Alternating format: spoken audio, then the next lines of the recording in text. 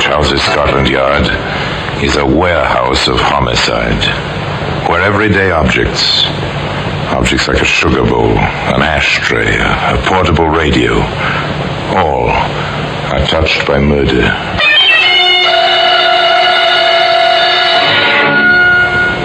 There's a hammer. A hammer, that's a familiar object. Everybody's used one at some time. To drive a tack, or pull a nail, or loosen a window sash, or what have you. Nearly everybody has, at one time or another, taken part in a conversation like this.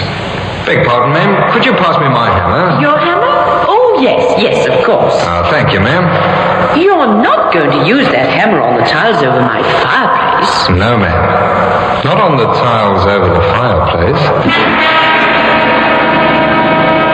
Well, today, a hammer, an ordinary hammer, but with a very strange story attached to it, can be found in the Black Museum.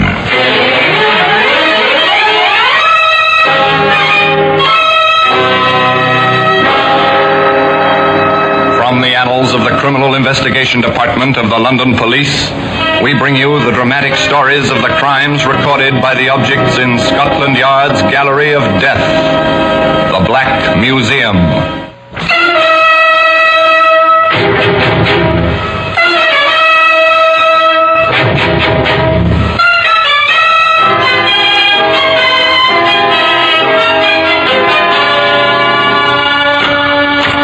Here we are, the Black Museum, Scotland Yard's Museum of Murder. Yes, within this room is proof that anything and everything may be part of homicide. Yes, here lies death. Death entombed in glass. Death on endless shelves. Murder on exhibition. Tabulated, indexed, guarded, filed. Here's a length of wire. Wireless antenna, sleek, shining, coppery, designed to bring pleasure to the human ear. This wire missed the ear. Instead, it was wrapped around a soft, white neck. Twisted. Perfect garrote. Here's a cigarette lighter. It's dainty, jeweled, monogrammed, stolen from its proper owner, and then flicked, lighted, applied to no cigarette. The victim had a bad heart. Who was to know this? Question: was it murder? Answer: yes. Here we are, it's the hammer. It's a claw hammer with two curved blades designed for pulling nails. It's heavy, well-balanced, perfect tool. One Saturday morning, it rested in a canvas bag. The owner rang a doorbell in Oxford.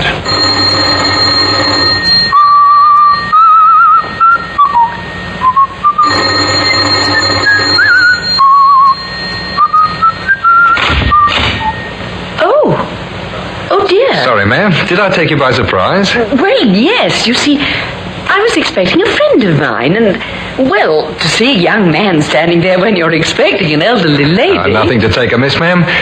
My card. Oh, thank you. James Knight, house repairs while you wait. Oh, well, thank you, but there's nothing wrong with my house. That's what everybody says. Only I don't mean the house itself. I mean the household. Furniture and the like. It's the little things gets people talking. Well, I'm sure I don't need anything done. Now, you take your doormat, ma'am, right there. Look, along the edges. The binding's going. You notice it now? A stitch in time, as the saying goes, and you'll not be needing a new mat in 6 months. Well, I do declare. You're right. Now, ma'am, if you'd just let me check your house, I'd be willing to bet I'd found a dozen little items. Cost you a few pence now, help me to earn my living and save you pounds later. Now, can I come in, ma'am? Thank you. You are a smooth talker, aren't you, young man? Oh, I need to be in my business. Now, if you'd just show me your living room... through the portiere, right there. Yes, a very nice room. Blends with your personality, if I may say so.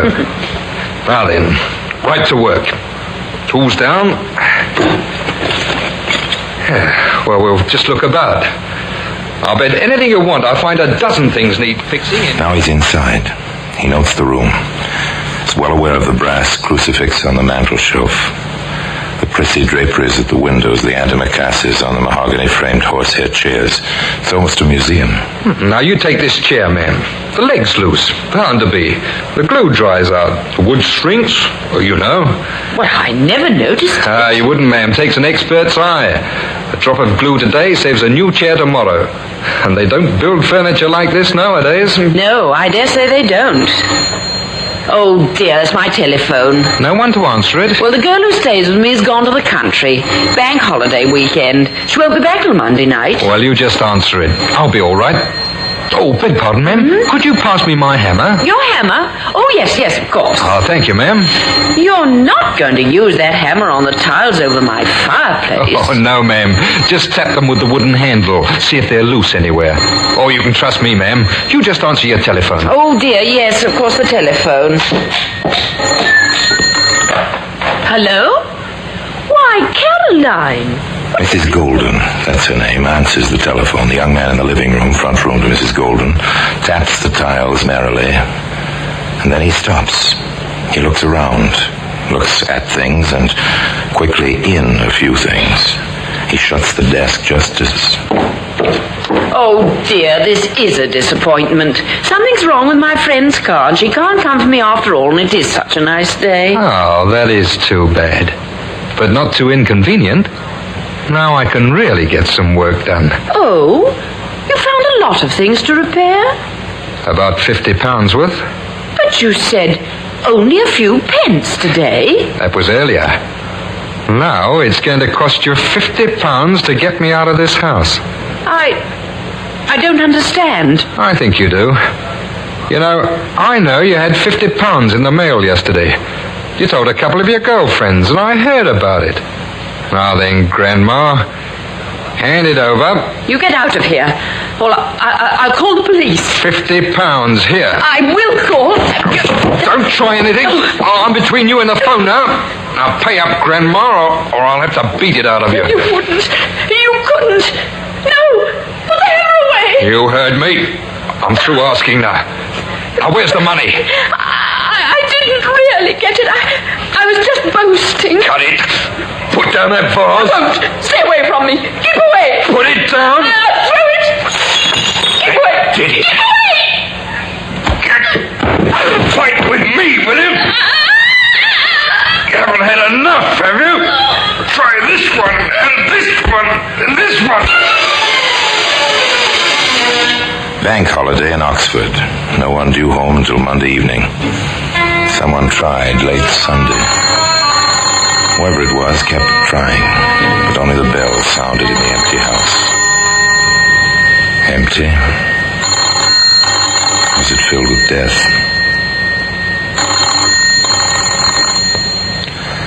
Monday morning, a man somewhat younger but not much than Mrs. Golden parked his middle-class car in front of the house in Oxford. He had a worried expression on his face as he walked up the few steps and pressed the doorbell. Again he tried. No answer. Ran down the steps around to the back, knocked on the back door. Nothing. Nothing but the sound of his own fists beating the thin panels. Now he is upset. He peers in at the kitchen window. Finally, he wraps his hand in his muffler, as he's seen them do in the movies, and punches a hole in the window. He reaches in, unlocks the window, lifts the sash, and climbs in. Walks through the house toward the front.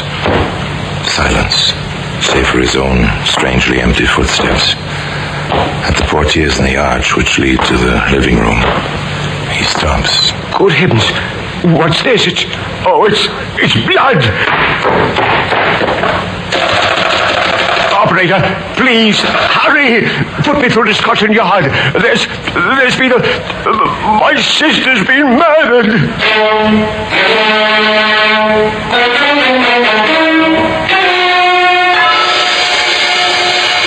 Well, that's how it comes, you know. First a bitter shock, the cry on the telephone, the hurried, incoherent report, and then the cars racing through the streets, pulling up, the men piling out, invading a once peaceful home. Mrs. Golden was your sister, Mr. Bevan. That's right. I can't understand it, Inspector. I just can't. I know how you must feel, and you want to help us all you can. Of course. Well then, time is very often the essence.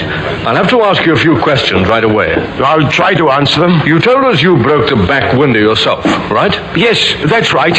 When she didn't answer the phone Sunday evening, I began to worry. I drove here this morning. The doors were locked and no one answered the bell. I broke in. I suppose I should have called a constable, but I didn't... I understand. Tell me, Mr. Bevan, did your sister have any enemies? Of course not. Oh, pardon me, Inspector. We found this under the crucifix on the mantel. It's £50. Thank you, Sergeant. Apparently robbery was the motive. Mr. Bevan, do you happen to know where your sister would get £50? She had a small income. Perhaps the money was a dividend.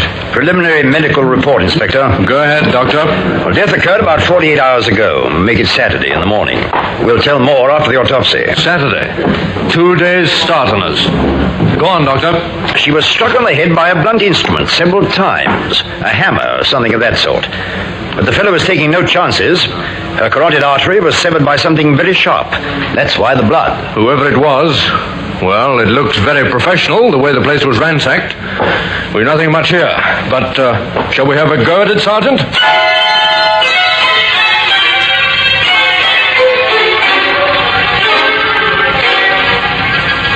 Well, they had a go at it, the inspector and the sergeant. There's nothing in the woman's house. Not even a smudged fingerprint. But, as Sergeant Marshall put it... I've seen this sort of thing before. Looks like a house-to-house canvasser to me, Inspector. It has that familiar feel about it. Routine, Sergeant. The routine. Door to door, up and down the street. Questions. Did a canvasser call here Saturday morning, ma'am? Leave a card or anything? Do you remember anyone ringing the bell to leave a card, sir? Wanting to do repair work? Thank you, miss. Yes, you've been quite helpful. 5 houses up the street, 5 down the street. And strangely enough, results. A bit too careful, Mr. Knight. Too careful, Inspector? And too smart for himself. He left his card at all the houses on the street, and this one in the middle, he picked up the card before he left Saturday morning. Foolish. Bound to attract attention to himself. Knight. James Knight. It's familiar. Joe Knowles. His favorite alias is James Knight. Oh, I remember now, sir. 2 years in Dartmoor. Assault and battery on an elderly lady. Right. Well, call for a car, Sergeant. We may as well check the address on this card. Mr. Knight? Oh, yes. He used to live here. I see. Used to live here. Well, been packed up and gone these 2 months now. Quiet sort of fella, though I didn't cotton to him much. Thank you, ma'am. Thank you very much. Welcome, I'm sure. Not 2 days behind, Inspector. 2 months. We're not doing too badly, Sergeant. We know when and how he got in. We know how he committed the crime, and we've got a good idea who he is. Not too badly, Sergeant. No, not too badly. But the inspector forgot to mention the most important clue of all. The murder weapon. That selfsame hammer, which can be seen today in the Black Museum.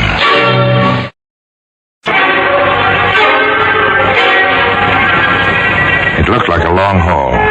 2 months behind and no trace. Not a thing to place him in Oxford on the Saturday of bank holiday. The calling cards, true, but they might have been left any time. And one confused witness would make any jury doubt the exact pinpointing of the date. Still, the man had to be found. Scotland Yard began its long, steady, methodical routine. Circulate Knight's description from his prison record. Have prints made of his picture. Somebody will remember him somewhere. They always do. Somebody did. The landlord of a tavern in Oxford, half a mile from the house where death had struck that Saturday morning. I remember that fella. Certainly do. You're sure now? Positive. Come in here, looked like he needed a drink. Took 2 whiskies, straight. One right after the other. Was carrying a tool bag of some kind, I think. How long did he stay? Just till a bus stopped outside. He threw the price on the bar and hopped the bus, real quick like. Do you happen to know where the bus was headed? Aylesbury. No other bus stops right outside that door. A break in the luck. Aylesbury. The town was investigated, to all practical intents and purposes, and before long, Inspector Graham and Sergeant Marshall were in the lobby of a small rundown hotel talking with a combination desk clerk and telephone operator. Do you remember Mr. Knight, Miss Marsh? Oh, I do that. Of course, he's not the kind I'd pay much attention to, but I remember him all right. Is he in trouble? Why do you ask? Oh, well, sort of. Well, you know how it is. A man leaves here sudden-like, after being in and out for a couple of months. Then a couple of fellows come looking for him. Well, you wonder, that's all. We're from Scotland Yard, miss. Oh, then he is in trouble. Maybe, maybe not. We'd like a look at his room. I'll show you. Just one flight up. David, watch my board, I'm busy. This way, gentlemen. An obliging girl, Miss Marsh. Complete with pass key, she ushered the man up the worn stairway along the dim hall. She fitted the key, swung open the door. There you are, Inspector. Thank you, miss. Seems to have left a bit of baggage, Inspector. So he has. This is Knight's, isn't it, miss? Oh, didn't I mention it? Oh, he said he'd probably be back. So would I mind if he left his bag, even though he didn't want to keep on with the room rent? So I left it here, just in case he came back before we let the room. Nice of you. Open it, Sergeant. Not locked. Well, careless type of fellow. A new hammer. Nothing much else. Look around, Sergeant. Look around. Yes, sir. Oh, funny. This book, sir, in the bag. A dictionary. I dare say Knight isn't a bookworm. It's odd. It's a dictionary. Look a bit further, Sergeant. Yes, sir. Anything familiar about this, Miss Marsh? I was waiting for you to ask me, sir.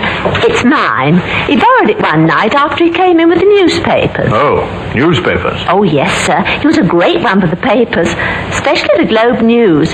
He'd been a fury if we didn't save one for him at the desk. I see. Did he do much writing up here? Well, now that you mention it, sir, he did. Lots of letters, always to the papers. Do you suppose he wrote those Dear Editor things? No, I doubt that, but I have a fair idea what he did write. Anything else, Sergeant? Not a thing, sir. Clean as a whistle.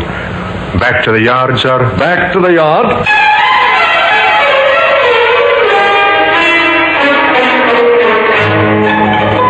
Odd, the man said. Odd indeed. A hammer which may be a murder weapon side by side with a dictionary. A possible killer writing letters to the editor. Or were they letters to the editor? Inspector tackled the hammer first. Canvass every ironmonger and hardware dealer in Oxford. Find out which carries this make of hammer. Check their sales slips for that particular Saturday. Try to jog the salesman's memories. Find out where that hammer came from. And then the dictionary, the newspapers and the mail. Ever look into the Globe News, Sergeant? Sometimes, sir. I'm not much of a crossword puzzle fan myself. Yes, Sergeant. Our Joe Knowles, alias James Knight, is obviously a crossword puzzle addict. I think we're due for a literary detail at the Globe News, with samples of our friend's handwriting from his prison record. Hop to it, Sergeant, and keep your eyes open. It turned out to be quite a problem. 10,000 entries per week in the Globe News' puzzle contest were the average number. Not a pleasant prospect. Not at all. Stolidly, the crew from the yard started to go through 10,000 puzzles, checking against the photostatic copies of James Knight's handwriting. The second morning at the job. Inspector Graham here. Sergeant Marshall, sir, at the newspaper. You found something, Sergeant? Not in the file, sir. In the morning mail. From Brighton. An entry in the latest contest. Address 912 Leader Street. Name of John Kinder. But there's no mistaking the handwriting. They'll do it every time, won't they? Joe Knowles, James Knight, now John Kinder. Yes, sir, I noticed. Always the same initials on the aliases. J.K. this time. Bring the puzzle and the envelope. I'll have him picked up in Brighton. 912 Leader Street, you said? 912 Leader Street, Brighton, England. The order moved swiftly now on the teletype along the wires from the banks of the Thames across the North Downs to the South Downs, to the famous resort city on the English Channel.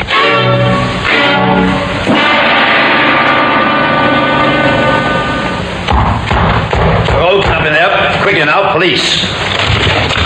No need for all the melodrama, sir. You were looking for me? You're James Knight, also known as Joe Knowles and John Kinder. You ought to know, officer. You're wanted, Knight. You'll have to come along. I have to warn you, anything you say may be taken down and used in evidence against you. You did a good job, Selden, picking him up so quickly. Oh, he came along with surprising quietness, sir. The fellow probably knows we've little to build a case on. Hello, what's this? Well, it looks like a hole in the floor, Sergeant. I know, sir. But there's 4 more in the floor, sir. Square holes. Now, the floor is the ceiling of the room below. Oh? Who lives below, Selden? The landlady, eccentric soul. We warned her several times. She will keep her rent money in a jar on the mantelpiece. So that's why he watched her. That's your theory, Sergeant? Well, you can see every corner of that room, sir, through these holes. And they're recent. Well, the wood's still fresh and white, Inspector. Square holes. Why? When you dig a hole with a chisel, Selden, you not only get a square hole, you also can keep the shavings from falling in the room below. A chisel? Where would he have ditched it? Possibly through the window when you knocked. That chisel, Selden, is sharp enough to cut other things beside wood. A carotid artery, for instance.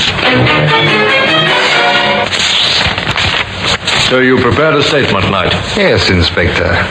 I've been informed of the charge you may lodge against me. I'm told it entails a murder in Oxford on the Saturday of the bank holiday. That's correct.